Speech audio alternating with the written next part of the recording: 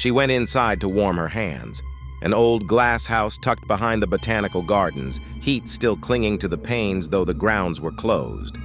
A sign on the rusted gate read, "After hours, please close quietly."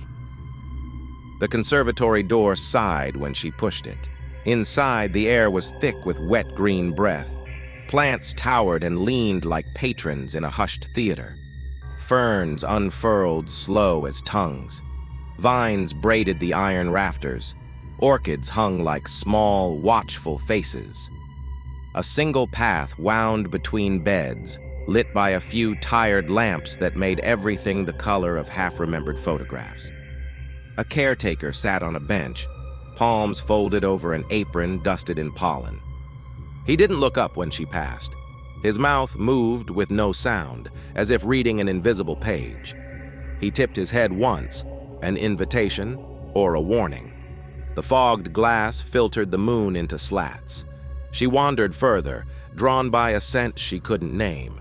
Not quite jasmine, not quite rot. Something sweet that tasted of other people's kitchens. The lamps buzzed, and somewhere a dripping began, counting the time in small, patient beats. At the far end of the conservatory, a row of small pots sat on a low table.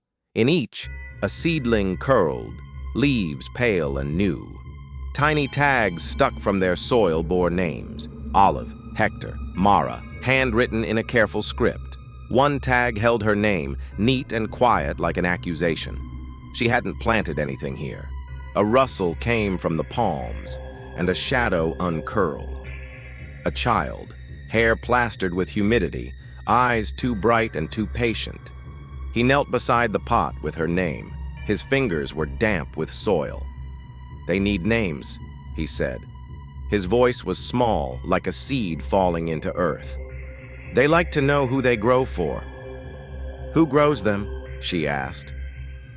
He smiled, and for a terrible second she saw rows upon rows of faces reflected in the glass, faces looking like the underside of things. "We do," he said. "We make them remember." She stepped back. The lamps hummed louder, as if listening. The vines leaned an inch closer, leaves brushing fabric like fingertips. The caretaker rose then, moving as if pulled by roots, and came to stand behind the bench, hands splayed on the wood. "You can leave what you brought," he said, "or you can take what they give. The plants are honest farmers." "Take what?" Her voice cracked. "What do they give?" The child touched one leaf and it unfurled with a soft click, revealing a pale petal patterned like a fingerprint. When he held it to his ear, she heard, faint and clear as a bell, a voice she had not heard in years, a laugh from a kitchen, a scolding, the small sound of a name. Memory spilled from the petal like steam.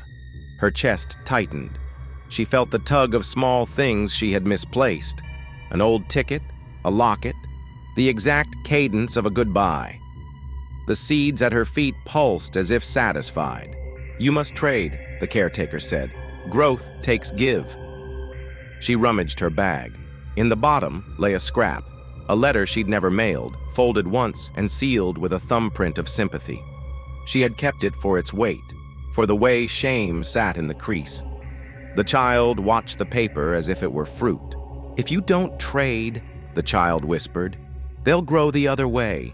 They'll take what remembers you." The lamps flickered. Somewhere, water sloshed in a pot like slow applause.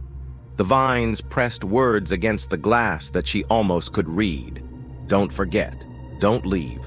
Don't go." Hands shaking, she set the letter on the soil beside the tagged seedling. The paper sank like rain. The child smiled, and a small sprout uncurled a new leaf, stamped with the exact shape of her mother's cheek, the memory she had tried to bury.